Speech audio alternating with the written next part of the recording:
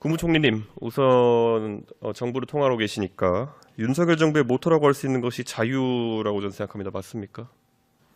전체 큰 패러다임 중에 하나입니다. 자유를 창달하는 방법 중에 하나가 규제를 최소화하는 것이다. 저는 이렇게 생각하고 사람들의 기본권을 지켜주는 것이다. 이렇게 생각하는데 동의하십니까? 네, 동의합니다. 예, 그렇기 때문에 방금 전에 존경하는 서지영 의원님께서 말씀하신 것처럼 피해자들의 인권이나 아니면 피해자들의 여러 가지 권리를 보호하는 것이 매우 중요하다는 생각을 저도 하고 있고 매우 공감합니다. 그에 더불어서 이런 일을 자행하는 자들이 꼭 검거되고 꼭 이에 대해 책임을 지기를 바라는 마음을 가지고 있습니다. 그런데 우리가 수사를 하고 또 이런 걸 찾아내기 위해 가지고는 필요에 따라서는 자유를 제한해야 될 필요성도 있을지 모릅니다. 그래서 우리는 검열이라든지 여러 가지 조치를 시행하기도 합니다. 그런데 이번에 저는 한 가지 궁금한 것이 과거 2020년에도 보면은 소위 N번방 사태라고 하는 일이 발생해가지고 똑같은 매개입니다. 텔레그램에 대해 가지고 굉장히 많은 말이 나왔습니다.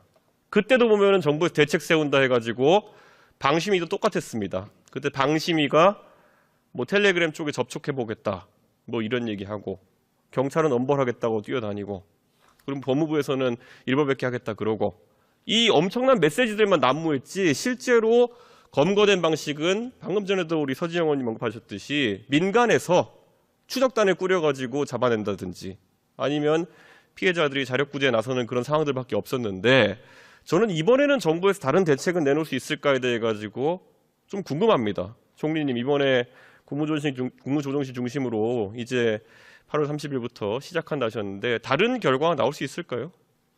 노력을 하겠습니다. 그것만으로 제가 봤을 땐 피해자들이 좀 안심하기는 어려울 것 같은데 우선 경찰청장님 텔레그램 법인을 최근에 범죄 방조 혐의로 입건해가 내사한다고 하셨는데 이게 원래 수사를 하다가 어떤 뭐 디지털 증거나 이런 걸 취득하는데 장해가 되는 법인이나 기술이 있으면 보통 이렇게 방조 혐의로 입건해서 내사합니까? 장애가 되는 게 아니고 예. 범죄를 명백하게 도운 정황이 있을 때 방조 혐의로 입건합니다.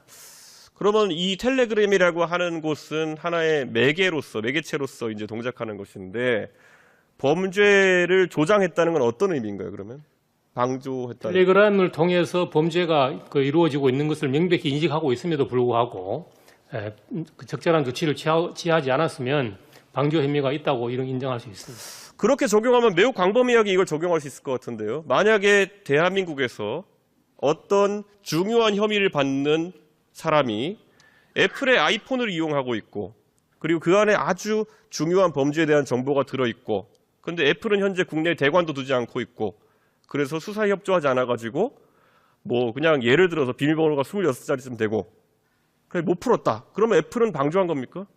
그 정도 가지고는 방조가 되지 않고요. 예. 그 프랑스에서 그 텔레그램에 대해서 예비 기소를 한 내용도 텔레그램 측에서 성착취물이 이루어지는 것을 명백히 알고 그에 대한 적절한 조치를 요청했음에도 불구하고 적절한 조치를 취하지 않았다는 내용입니다. 저희 그 법제도 비슷하기 때문에 이와 같은 그 정황이 있으면 저희들이 수사를 하겠다는 취지입니다. 원래는 그럼 어떤 조치를 해야 된다고 주장하시는 거죠? 자체적인 삭제를 해야 된다 이런 말씀이십니까? 그렇습니다. 그 범죄가 더 이상 이루어지지 않을 수 있는 그런 적절한 조치를 취할 의무가 있다고 봅니다. 혹시 청장님께서는 종단간 암호화 기술이라는 걸 들어보셨습니까? 예. 그럼 종단간 암호화 기술이라고 하는 것은 결국엔 카카오톡에도 보면은 일반 대화방이 있고 자물쇠가 달린 비밀 대화방이 있습니다. 이 경우에는 사실 그런 비밀 대화방, 종단간 암호화 대화방의 존재 이유 자체가 국가를 비롯한 어떤 주체도 내용물을 보지 않게 하기 위함인데 그럼 텔레그램 운영사나 아니면 대한민국의 카카오톡이나 이런 곳에서 중간에 내용을 확인할 수 있는 방법이 없습니다. 그럼에도 책임이 지어지는 것입니까? 예, 거기 안에서 그 보안을 전제로 그런 특수한 방을 유지하는 그거는 뭐 얼마든지 있을 수 있습니다. 다만 거기서 범죄 행위가 이루어지고 있고 그렇지 않고는 다른 문제입니다. 범죄 행위가 이어지는지를 해당 업체가 인지하지 못해도 방조 혐의를 적용해가지고 인지하지 못하면 방조 혐의가 되기는 어렵습니다. 예, 그 기준이 앞으로 어떻게 동작할지 국제적인 서비스에 대해 가지고 아주 귀추가 주목되긴 합니다. 관세청장님 계시죠? 예, 있습니다. 관세청에서 2023년 발표한 통계에 따르면 2023년 상반기에만 325건 정도의 마약 밀수 시도가 잡혔다고 하는데 보통 마약 밀수는 어떤 매개를 통해서 이루어지죠? 여러 가지 매개가 있습니다. 사람이 직접 갖고 들어오기도 예. 하고요.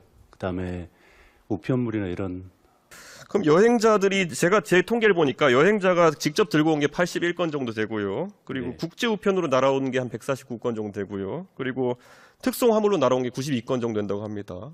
예. 그리고 이 통계는 매년 거의 변하지 않는 상황이고 이 상황에서 그러면은 그럼 관세청 입장에서는 이 명시적으로 국제 우편은 마약 범죄가 상시적으로 일어나고 있는 매개인데 여기에 대해 가지고는 경찰청장님이 답변하신 기준대로라면 어떤 조치를 우정사업본부에 해야 될까요? 글쎄요, 제가 그것까지는 잘 모르겠습니다. 분명히 지금 이 우편이란 매개체를 이용해 가지고 마약은 매번 들어오고 있고 이건 관세청이 계속 적발하고 있고 적발하지 못한 분량도 있을 겁니다. 그렇습니다. 그런데 이 매개에 대해 가지고 적절한 조치를 하지 않았던 이유로 만약에 처벌할 수 있다. 방조했다라는 식으로 처벌한다고 한다면은 국가가 운영하는 서비스라고 다룰 수 있겠냐. 그냥 그런 취지의 논리적 말 다툼 같은 것이었고요. 자, 교육부 장관님 한번 여쭤보겠습니다. 네, 예, 이게 딥페이크 관련해 가지고 최근에 학교와 관련된 제보가 많아 가지고 네네, 교육부도 예의주시하고 있는 것으로 알고 있습니다. 네. 혹시 그 중학교 3학년 학생이 만들었다는 그 신고 사이트의 존재를 파악하셨습니까? 네, 들었습니다. 네, 근데 그 안에 보면은 굉장히 많은 숫자의 학교들이 기재되어 있는데 사실 제가 그 명단을 확인해보고 놀라가지고 제 지역구에 3개 정도의 중고등학교가 그 명단에 있어가지고 제가 직접 그 해당 학교에 실제로 학교로 신고가 접수된 사안이 있는지 학교 측에는 파악하고 있는지 물어봤더니만은 3곳 전부 다 전혀 그런 사실이 없다라고 이제 답변했습니다. 왜 이런 괴리가 발생할까요? 저희도 이제 교육청 17개 교육청에 다 연락을 해서 예. 긴급 조사를 했고요. 앞에서 말씀드린 대로 179건이 이제 그 실제로 이제 신고가 돼서 그 중에서 이제 196건이 신고가 돼서 179건 수사 의뢰를 한 바가 있습니다. 그래서 좀 그 괴리가 있는 걸로 저희들도 확인을 했습니다. 그런데 저는 이게 사실 학생들에게 매우 비교육적인 상황이 발생하지 않도록 하는 것에 저는 맞습니다. 좀 집중해야 된다고 생각합니다. 자료 화면 좀 띄워주십시오. 보면은 저희가 확보한 화면 중에 하나를 보면은 학교에서 어느 학교 2학년 4반인지 모르겠지만은 딥페이크 관련 텔레그램 사용 유무를 설문조사로 이렇게 칠판에 붙여놓고 학생들에게 알아서 쓰라 이런 식으로 했는데 사실 이런 조사가 정확하지도 않을 뿐더러 이게 혹시나 원님 재판 같이 가지 않을까 하는 생각이 들어서 네, 저희가 이것도 문제가 크다고 생각하고요. 예. 실제로 교육청이 이런 조사를 했는지 확인했는데 일단 교육청들은 어느 교육청도 이렇게 조사를 한 적이 없다고 하고요. 예, 저희가 뭐 이게 지금 이런 혼란이 일어나지 않도록 지금 교육청에도 다 연락을 취하고 있습니다. 실제로 이게 뭐 지금 워낙 사회적으로 민감한 주제이기 때문에 뭐 가해자로 지목된 사람들이 또 다른 2차 피해를 입고 이런 경우도 생기고 있지 않습니까? 네, 네, 네. 그래서 저는 아까 서지영 의원님께서 말씀하신 것처럼 이런 것이 발생하지 않기 위한 교육에 더불어 가지고 이런 걸 지금 서로 지목하고 손가락질하는 문화가 교육계 내에 생겨서도 안 된다라는 점을 당부드리고 싶습니다. 네. 예, 그리고 법무부 장관님께 한번 여쭤보고 싶습니다.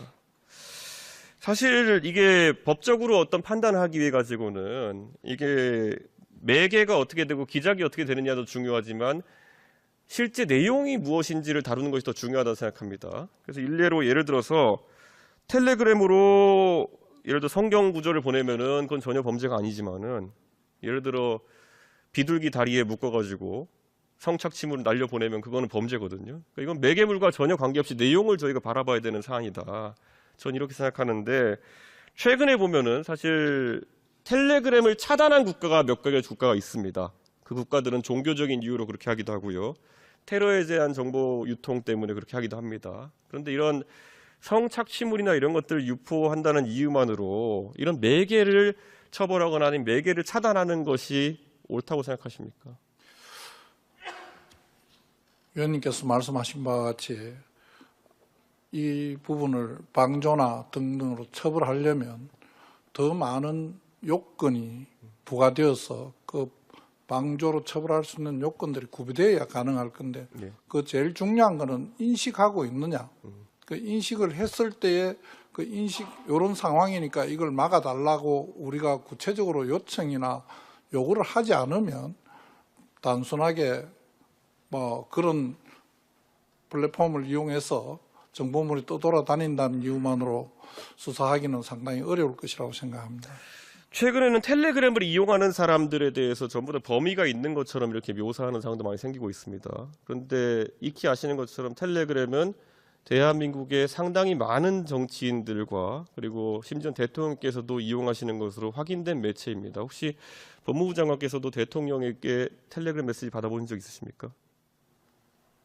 뭐 텔레그램 여러 사람으로부터 주고받고 합니다. 뭐 특별히 범위가 있는 사람들이 쓰는 메신저라고 생각되십니까? 뭐 쓰는 사람마다 다르겠지만 보통 사람은 범죄를 위해서 사용하지는 않는다고 생각합니다. 예. 총리님 그리고 한번 또 질문드리겠습니다. 방금 전에 서지영 의원님이 2개의 텔레그램 채팅 봇 방을 이제 보여주시면서 하나는 40만 명 정도, 하나는 22만 명 정도 이렇게 들어가 있는 방을 보여주셨는데 사실은 그 방이 해외 개발자가 만든 방이고 그렇기 때문에 그 안에는 한국인 사용자와 비한국인 사용자가 같이 들어있는 상황입니다. 그런 상황 속에서 지금 다수의 언론에서 국내에 이런 텔레그램 딥페이크 관련 성범죄 가담자가 22만 명 또는 62만 명이라는 기사를 통해 가지고 지금 상황을 증폭시키고 있다고 생각합니다. 그런데 정부에서 사실 가짜 뉴스나 아니면은 이런 책임감 없는 이런 유포에 대해 가지고 다른 사안들에 대해서는 굉장히 민감하게 반응하시는데 이런 것들은 사회 불안을 지금 조장하고 있는 부분이 있는데 대응하실 의향인지 궁금합니다. 글쎄요. 일단 하여튼 태스크포스에서 지금 다양한 단속 수사, 피해자 지원, 플랫폼 사업자에 대한 책임 관리 강화, 예방 교육, 또 관련 법률에 대한 입법 이런 분야에 대해서 지금 시작을 했으니까요. 하여튼 굳건한 의지를 가지고 한번 해보겠습니다.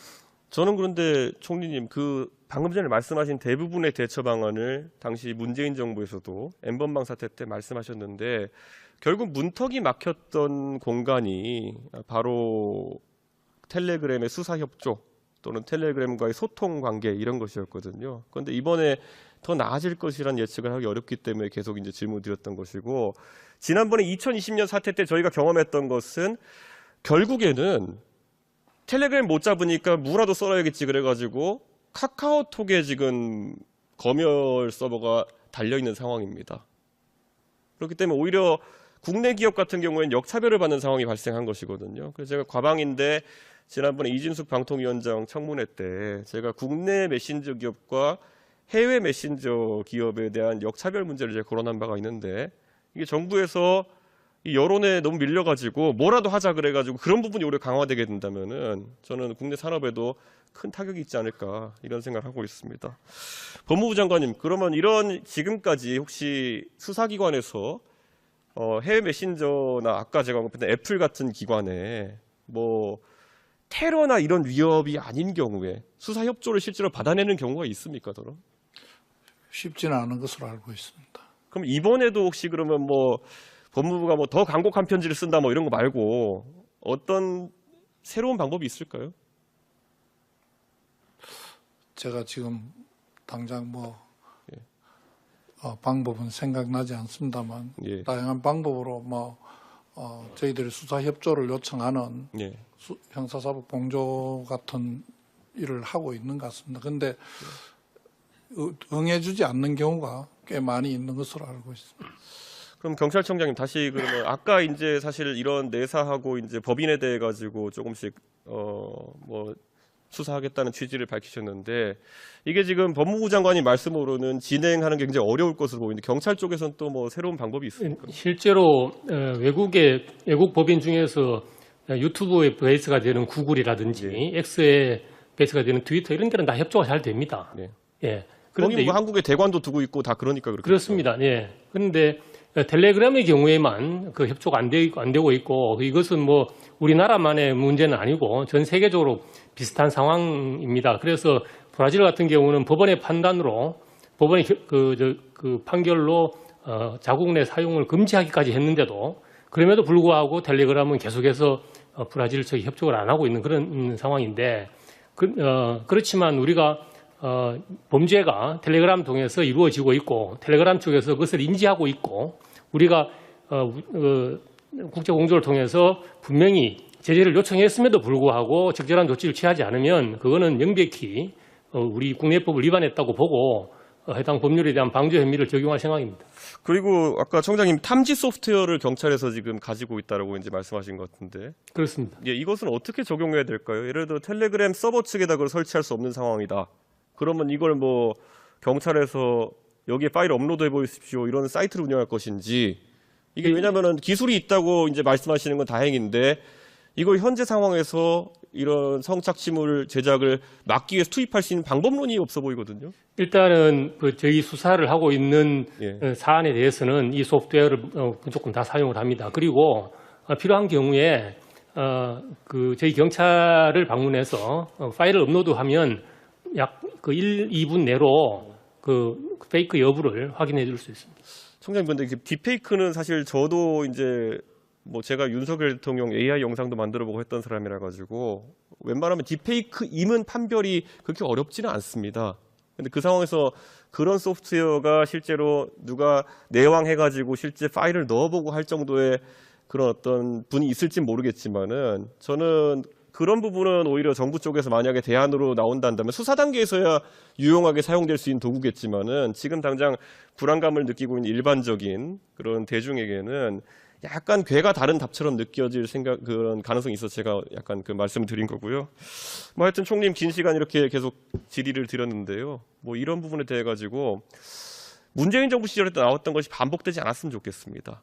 그때도 보면 첫 번째 단계에서 우선 위협이 좀 과장되는 건들이 좀 있었습니다. 이번에도 보면 시작은 물론 언론에서 초기에 환기하다 보니까 뭐 가해자가 62만 명이다, 뭐 가담자가 62만 명이다부터 시작해가지고 지금 이게 어떻게 보면 정치인들과 정부 기관별로 아이디어 던지고 센말하기 경쟁처럼 돼가는 순간 또다시 국민들은 불안감을 느낄 겁니다. 왜냐하면 요즘 젊은 세대 같은 경우에는 말 되는 것과 안 되는 것을 이미 구분해가지고 정부의 대처 중에서도 이미 비판할 건 비판을 하고 있습니다. 그렇기 때문에 총리께서 이런 부분은 뭐 기술적으로 당연히 우리 뭐 과기부도 있고 방통위도 같겠지만은 실제 이것을 집행해야 되는 기관들 아주 내밀하게 또 살펴보셔야 되고 수사기관에서도 이게 사실 현실적인 수사가 돼야 된다는 것을 항상 염두에 주셨으면 좋겠습니다. 저도 아까 방금 전에 제 앞에 질의하신 서지영 의원님의 질의 취지에 매우 공감하면서 저는 약간 공학적이거나 기술적인 측면에서 좀 정부에 좀 더 면밀한 대응을 주문하고자 이렇게 질의드렸습니다. 예, 감사합니다. 예, 감사합니다. 제가 구독자분들을 위해서 깜짝 선물을 하나 준비했는데요. 제가 항상 여러분들께 뭐라고 말씀을 드렸나요? 뉴스만 평소에 잘 챙겨보셔도 돈이 된다, 돈을 벌 수 있다라고 말씀을 드렸는데요. 자, 여러분들 여기 보이는 이스라엘과 하마스 전쟁 같은 뉴스를 보게 되면 여러분들은 어떤 생각이 드세요? 그냥 뉴스만 보고 끝내는지 아니면 이 뉴스를 어떻게 이용할 수 있는지 이 부분을 고민하고 계시는지를 되물어보고 싶습니다. 자, 그 이유가 뭐냐면 제가 지난 2월에 여러분들께 뭐라고 말씀을 드렸나요?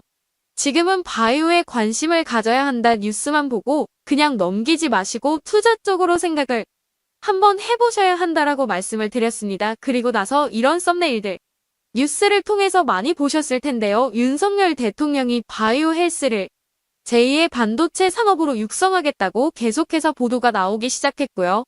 이런 바이오 산업이 이슈가 됐을 때 부자들은 어떻게 생각한다고 했나요? 바이오와 관련된 투자 수단은 뭐가 있는지, 어떤 주식이 가장 좋은지, 어디에 투자해야 돈이 몰리는지 자연스럽게 생각한다고 제가 말씀을 드렸죠.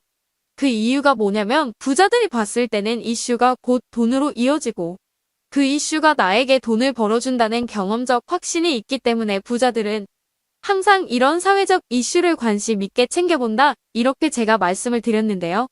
이번에도 마찬가지입니다. 제가 지난번에 시청자분들과 함께하는 주식으로 수익 내기 이벤트를 진행했었는데요. 당연히 100% 무료로 진행했고, 자, 여기 보시면 아시겠지만 제가 지난번에도 저한테 종목이라는 문자를 보내주신 모든 시청자분들께 이렇게 바이오 관련주 중에 가장 급등할 확률이 높은 딱 한 종목, 많은 종목도 아니라 알테오젠 딱 한 종목을 여러분들에게 추천드렸습니다. 그러면서 여기 나와 있는 대로 정확히 얼마에 매수해야 하는지, 그리고 수익률이 어느 정도 나왔을 때 팔아야 하는지, 이런 부분들까지 여러분들에게 정확히 알려드렸었는데, 자, 지금 실제로 어떻게 됐나요? 오른쪽을 보시면 아시겠지만 제가 2월 초에 문자로 이 알테오젠을 소개해드리고 나서 실제로 2달도 지나지 않아서 이렇게 주가가 2배 이상 급등이 나왔죠. 그래서 당시에도 굉장히 많은 분들이 제가 드린 이 종목으로 수익을 내실 수가 있었을 텐데요. 다시 한번 축하드린다고 말씀을 드리겠고요. 자, 이번에도 마찬가지입니다. 최근에 이슈되고 있는 게 이 하마스와 이스라엘 전쟁이기 때문에 우리가 어떻게 생각해 볼 수 있을까요? 전쟁이 계속해서 심화되면 피해가 커지기 때문에 전쟁에 필요한 물자나 의료 지원 물품들이 반드시 필요할 수밖에 없죠. 그럼 그 중에서 전쟁을 실제로 해본 경험이 있고 의료 수준이 높은 우리나라 기업들 중에 한 곳이 가장 크게 부각받을 수밖에 없고, 당연히 우리가 이런 방향으로 생각해봐야 된다는 겁니다. 자, 그렇기 때문에 제가 이번에도 지난번과 마찬가지로 종목이라는 문자를 보내주시면 제가 물자 지원 관련주 중에 앞으로 대장주 역할을 하면서 주가가 가장 크게 급등을 한 종목을 구독자분들에게 문자로 종목명과 매수 시점을 모두 알려드릴 겁니다. 그래서 여러분들이 주식으로 돈 버는 연습을 한번 해보시라 이렇게 말씀을 드리고, 혹시라도 나는 주식을 하지 않는다 하시는 분들은 주변에 주식하시는 분들에게 추천을 해주셔도 되고, 아니면 연세가 있으셔서 투자가 어려우신 분들은 이 종목을 가지고 자녀분들에게 한번 사봐라, 이걸로 한번 수익을 내봐라, 이렇게 조언을 해주실 수도 있는 거겠죠.